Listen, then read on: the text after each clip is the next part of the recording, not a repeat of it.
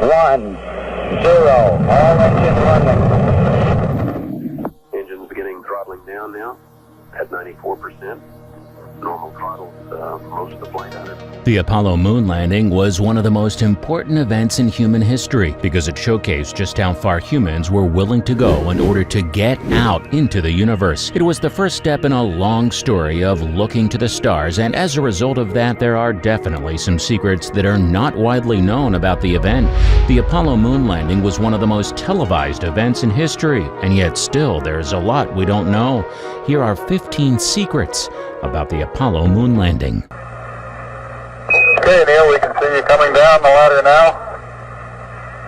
I'm at the foot of the ladder. Number 15. Neil Armstrong's first steps on the moon. On July 20th, 1969, Neil Armstrong became the first person to set foot on the moon. His famous words, "That's one small step for man, one giant leap for mankind," have since become part of history and are remembered as one of the greatest achievements of humanity. Armstrong and fellow astronaut Edwin Buzz Aldrin landed on the moon's surface in the Apollo 11 spacecraft. After ensuring the safety of the lunar module, Armstrong descended down the ladder and took his first steps on the moon, becoming the first human being to ever set foot on another celestial body. The experience of walking on the moon was one that Armstrong described as magical and a stark and unrelenting world. The moon's gravity is only 1/6 that of Earth's, so Armstrong and Aldrin were able to easily bounce and hop across the moon's surface. They conducted experiments and collected samples of the moon's surface and rocks, which helped further our understanding of the moon's formation and the history of our solar system. Armstrong's historic moonwalk was watched by millions of people around the world and marked a momentous achievement in space exploration. It was a demonstration of humanity's ability to push the limits of what we thought was possible and expand our horizons beyond Earth. You've got 3 more steps and then a long one. Okay, I'm going to leave that 1 foot up there and both hands down to about the 4th rung up. There you go. Number 14. Buzz Aldrin stepping onto the moon. On July 20th, 1969, Edwin Buzz Aldrin became the second person after Neil Armstrong to step foot on the moon's surface. Aldrin was a member of the Apollo 11 crew along with Armstrong and Michael Collins and played a critical role in the success of the mission. After Armstrong's historic first steps, Aldrin followed him down the ladder of the lunar module and made his way onto the moon's surface. He described his experience as magnificent desolation as he gazed out at the barren, crater-filled landscape. Aldrin conducted a number of experiments and tasks during his time on the moon, including planting the American flag and taking photographs of the lunar surface. He also became the first person to take a space selfie, snapping a photo of himself with the Earth and the lunar module in the background. Aldrin's contributions to the Apollo 11 mission went beyond his time on the moon's surface. As the lunar module pilot, he played a key role in navigating the spacecraft and ensuring a safe landing. He also helped collect rock samples and set up experiments that helped further our understanding of the moon's geology and composition. Ignition sequence start. 6, 5, 4, 3, 2, 1, 0. All engine running. Liftoff. We have a liftoff. 32 minutes past the hour. Liftoff on Apollo 11. Number 13, Apollo 11 taking off. The Apollo 11 mission marked a historic moment in human history as the first manned mission to land on the moon. The takeoff of the Apollo 11 spacecraft on July 16, 1969, was a critical moment in the mission's success and a demonstration of the incredible technological advancements made by humanity. The Saturn V rocket, standing at over 363 feet tall, was the largest rocket ever built and was used to launch the Apollo 11 spacecraft. The countdown to launch was watched by millions of people around the world as the fate of the mission hung in the balance. At 9:32 a.m. Eastern Daylight Time, the engines of the Saturn V rocket ignited and the spacecraft began its ascent into space. The sheer power of the engines created a deafening roar that could be heard for miles around. shaking the ground beneath it. As the spacecraft reached higher altitudes, the rocket boosters were jettisoned, and the spacecraft continued its journey towards the moon. The crew of the Apollo 11 mission, Neil Armstrong, Buzz Aldrin, and Michael Collins, were now on their way to making history. Radio loud and clear. How's it going? Roger, the EVA is progressing beautifully. Number 12. Planting the flag on the moon. During the Apollo 11 mission, one of the most iconic moments was when Neil Armstrong and Buzz Aldrin planted the American flag on the surface of the moon. The moment was a symbol of human achievement and a demonstration of America's pride in the accomplishment of landing on the moon. The flag, which measured 3 feet by 5 feet, was attached to a pole with a horizontal bar to keep it extended in the airless environment of the moon. As Armstrong and Aldrin erected the flag, they struggled to drive the pole into the hard lunar surface, but eventually succeeded, and the flag fluttered in the windless vacuum of space. The planting of the flag on the moon had both symbolic and practical significance. It marked the first time that a nation's flag had been planted on another celestial body, a testament to humanity's ability to achieve the seemingly impossible. It also served a practical purpose, as the flag was used as a marker for the location of the lunar module and as a reference point for subsequent moonwalks. Number 11. Is the flag still on the moon? There has been some controversy and speculation surrounding the fate of the American flag that was planted on the moon during the Apollo 11 mission. It has been suggested that the flag was knocked down by the exhaust from the lunar module's ascent engine as the astronauts left the moon's surface.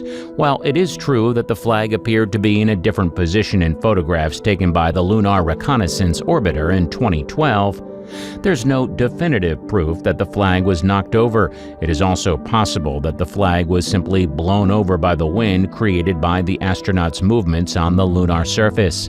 What is likely, however, is the fact that the flag has been bleached white by the sun over the years of being on the moon's surface. The sun's rays have not been kind to the American colors over the years. Regardless of what happened to the flag, the symbolism of the moment remains unchanged. The planting of the flag on the moon was a historic achievement and a demonstration of human ingenuity and perseverance. It represented the culmination of years of hard work and dedication by the scientists, engineers, and astronauts involved in the mission. Number 10. Astronauts falling over. The Apollo 11 mission is one of the most iconic space missions in history, and it's well known for being the first manned mission to land on the moon. But how many times did the astronauts fall during the mission? During the Apollo 11 mission, astronauts Neil Armstrong and Edwin Buzz Aldrin conducted 2 moonwalks, lasting a total of 2 hours and 36 minutes. While they were walking on the moon's surface, they did encounter some difficulties due to the moon's low gravity. According to Armstrong's biography, he fell to his knees just after taking his first step onto the moon. Aldrin also fell once, but managed to right himself before hitting the ground.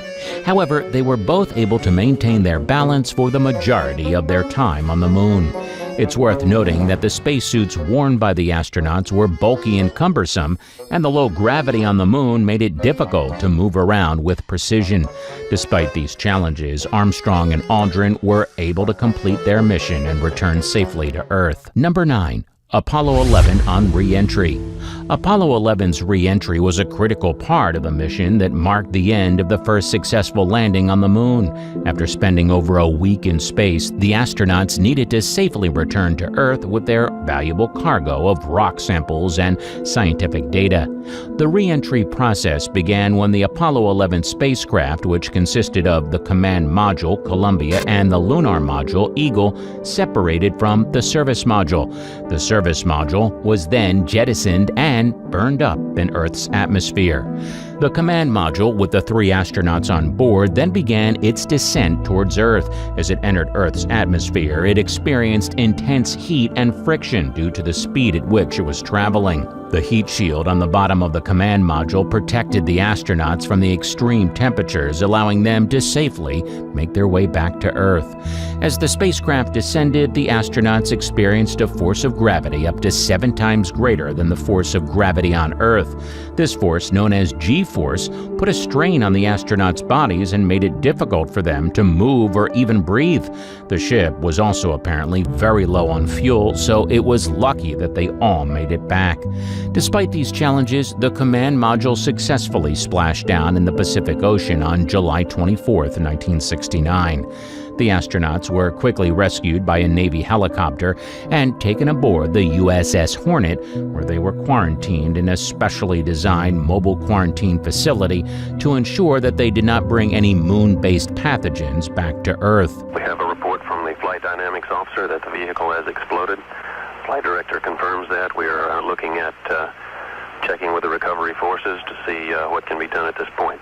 Number 8. Challenger Shuttle Explosion. The Challenger explosion was a tragic event that shook the world and had a profound effect on the future of space exploration. On January 28, 1986, the Space Shuttle Challenger was set to launch from Kennedy Space Center in Florida, carrying a crew of 7 astronauts. The launch was highly anticipated as one of the crew members, Krista Micallef, was a teacher who had been selected to be the first private citizen to fly in space. However, just 73 seconds after liftoff, the Challenger exploded, killing all 7 crew members on board. The disaster was caused by a failure in the O-ring seals on the right solid rocket booster. These seals were designed to prevent hot gases from escaping and damaging the rocket, but the cold weather on the morning of the launch caused them to fail. The Challenger explosion was a devastating blow to NASA and the American public, as it was the first time that astronauts had been killed during a space mission. The tragedy led to a 32-month hiatus in the Space Shuttle program, while NASA conducted a thorough investigation and made significant changes to improve safety measures. Mr. Armstrong, Bart Sibrel, ABC Digital. Wanted to give you the opportunity to swear on the Bible that you walked on the moon. Number 7. Reporter asks Neil Armstrong to swear on the Bible. On July 20th, 1969, Neil Armstrong became the first person to set foot on the moon, uttering the famous phrase, "That's one small step for man, one giant leap for mankind." That's one small step for man, one giant leap for mankind. However, even after this incredible accomplishment, Armstrong faced some scrutiny from a surprising source, a reporter who asked him to swear on a Bible. During a press conference held shortly after the Apollo 11 mission, a reporter named Bart Sibrel confronted Armstrong and demanded that he swear on a Bible that he had actually landed on the moon. Sibrel was a conspiracy theorist who believed that the moon landing was a hoax, and he was convinced that Armstrong and the other astronauts were part of a government cover-up. In response to Sibrel's request, Armstrong remained calm and simply walked away from the confrontation.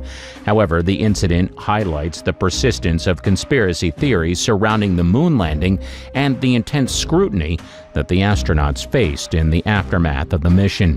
Despite the skepticism and doubts of some, the moon landing remains one of the most remarkable achievements in human history. The courage and dedication of the astronauts who risked their lives to explore the frontiers of space will always be remembered as a testament to the power of human curiosity and ingenuity. Number 6. Public opinion on fake moon landing. Since the historic Apollo 11 mission in 1969, there's been a persistent belief among a small but vocal group of people that the moon landing was faked. Despite overwhelming evidence to the contrary, conspiracy theorists continue to spread the idea that the landing was staged by the U.S. government as part of a massive cover-up. One of the primary arguments used by moon landing deniers is that the technology of the time was not advanced enough to land on the moon. They claim that the radiation levels in space would have been deadly to the astronauts and that the landing was impossible to achieve with the technology of the time. However, these arguments are not supported by the scientific evidence. NASA and other space agencies have conducted numerous missions to the moon and have provided extensive evidence of the landings, including photographs, video footage, and samples of moon rock brought back to Earth. The persistence of the moon landing conspiracy theory can be attributed in part to a lack of trust in government and media institutions, as well as a desire to question authority and conventional wisdom. However, the overwhelming evidence supporting the reality of the moon landing makes it clear that the idea of a massive government cover-up is nothing more than a baseless conspiracy theory. Before we go on, like this video, smash that subscribe button, and click the notification bell right now, or this centipede will crawl on your face while you're sleeping. It's time for today's subscriber pick. This image is quite a strange one because it was sent in by a viewer claiming to actually be an astronaut that has visited the ISS in the past. He claimed that he took this picture in a wing that only the cosmonauts are allowed to enter, so he had to do so quickly and quietly. If you aren't aware, cosmonauts are specifically people in space that come from Russia. The image showcases a woman, but there is obviously something peculiar about it. There's a mark on her forehead that some believe is a third eye, capable of some sort of psychic ability, and her eyes and lips seem to be much larger than usual. Some have claimed that she is an alien herself, while others think that she was harmed by one. What do you think is going on with this woman? Do you believe that she's an alien or that she has met aliens herself? Remember to comment down below with the hashtag #subscriberpick and let us know what you think. Now, on to the next topic. Number 5. Buzz Aldrin explains how the mission was almost aborted. The Apollo 11 mission was one of the most incredible achievements in human history, but it was not without its challenges and close calls. In fact, during a recent interview, Buzz Aldrin, one of the astronauts on the mission, revealed that the landing almost didn't happen. According to Aldrin, a problem with the lunar module's rendezvous radar almost caused the mission to be aborted. The radar was crucial for guiding the spacecraft to the surface of the moon, but it began to malfunction as the spacecraft approached the lunar surface. Aldrin and his fellow astronaut Neil Armstrong were forced to switch to a backup system, which was not as reliable as the original radar. This meant that they had to rely on Armstrong's piloting skills to manually guide the spacecraft to a safe landing on the moon. Despite the difficulties, Aldrin and Armstrong were able to land the spacecraft safely on the moon, marking a historic moment in human history. The mission was a testament to the bravery and skill of the astronauts, who risked their lives to explore the frontiers of space. Number 4. Spacesuit created by lingerie company. When we think of the spacesuits worn by the Apollo 11 astronauts, we might imagine advanced technology and cutting-edge materials. However, it might surprise you to know that the spacesuits were actually made by a company known for making women's lingerie. Playtex, a company famous for its bras and girdles, won the contract to make the Apollo 11 spacesuits in the early 1960s. Playtex was selected because of its expertise in creating garments that are both durable and flexible, which was essential for spacesuits. To make the suits, Playtex used a unique combination of materials including nylon, rubber, and neoprene. The suits had to be strong enough to withstand the harsh conditions of space, while also being flexible enough to allow the astronauts to move freely. The design of the suits was also groundbreaking, featuring a new type of helmet that provided a wider field of vision for the astronauts. The suits were also equipped with a ventilation system that helped regulate temperature and humidity. Despite the unusual origins of the spacesuits, they proved to be essential to the success of the Apollo 11 mission. The suits protected the astronauts from the vacuum of space and extreme temperatures of the moon's surface, allowing them to explore and conduct experiments in a hostile environment. Number 3. Buzz Aldrin explaining the surface of the moon. Buzz Aldrin's description of the moon's surface during the Apollo 11 mission was a pivotal moment in human history. As one of the first humans to step foot on the lunar surface, Aldrin's observations gave us a unique insight into the nature of our nearest celestial neighbor. Aldrin famously described the moon's surface as magnificent desolation, a phrase that perfectly captures the stark beauty of the lunar landscape. He noted that the surface was covered in fine gray dust, which he compared to powdered charcoal. This dust was so fine that it clung to his spacesuit and made it difficult to move around. Aldrin also commented on the craters that dotted the surface of the moon. He noted that they ranged in size from small indentations to massive depressions that were hundreds of feet across. These craters were created by the impact of meteorites and asteroids over billions of years, and they provided valuable insights into the history of our solar system. Perhaps most strikingly, Aldrin described the horizon on the moon as being completely flat. This was a novel experience for him, as on Earth the horizon is curved due to the planet's curvature. On the moon, however, there is no atmosphere to refract light, so the horizon appears flat and stark. Number 2. Why we stopped going to the moon. On December 7, 1972, the last human to walk on the moon, Gene Cernan stepped back into the Apollo lunar module and closed the hatch. It marked the end of an era in space exploration as NASA's Apollo program came to a close, and humans have never returned to the moon since. The decision to halt human missions to the moon was largely driven by a combination of political, economic, and scientific factors. First and foremost, the Apollo program was incredibly expensive, costing billions of dollars at a time when the U.S. government was grappling with economic challenges such as the Vietnam War and domestic inflation. The high costs of the program were compounded by public pressure to allocate funding to other areas such as social programs and environmental initiatives. At the same time, the scientific returns from the Apollo program had begun to diminish. While the early Apollo missions had yielded significant insights into the moon's geology and history, subsequent missions focused more on conducting experiments and gathering data rather than exploring new terrain. With each mission costing billions of dollars, the scientific benefits of further exploration were increasingly weighed against the cost. Finally, the political will to continue sending humans to the moon waned as the Cold War came to a close. The space race between the U.S. and Soviet Union had been a key motivator for the Apollo program, and with tensions easing, there was less urgency to maintain a presence on the lunar surface.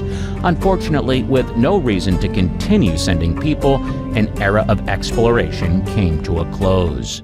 Number 1. Rover on the moon. The Apollo lunar rover was a groundbreaking vehicle that allowed astronauts to explore the moon's surface with unprecedented speed and mobility. Designed and developed by NASA in the late 1960s, the rover was a key component of the Apollo program's final 3 missions, allowing astronauts to cover greater distances and conduct more extensive scientific experiments. The lunar rover was a 4-wheeled vehicle that stood just over 3 feet tall and weighed approximately 460 pounds. It was powered by a battery that could travel up to 8 miles per hour with a range of approximately 55 miles. The rover was also equipped with a suite of scientific instruments, including a drill, a laser ranging device, and a camera, allowing astronauts to gather a wealth of data about the moon's geology and environment. One of the most remarkable features of the lunar rover was its ability to fold up and fit inside the lunar module. The rover was designed to be assembled on the lunar surface, with astronauts spending several hours putting it together using instructions sent from Earth. Once assembled, the rover could be driven by 2 astronauts, with one serving as the driver and the other as the navigator. During the Apollo 15, 16, and 17 missions, the lunar rover allowed astronauts to explore the moon's surface in greater detail than ever before. They were able to cover larger distances, collect more samples, and conduct more experiments than on previous missions.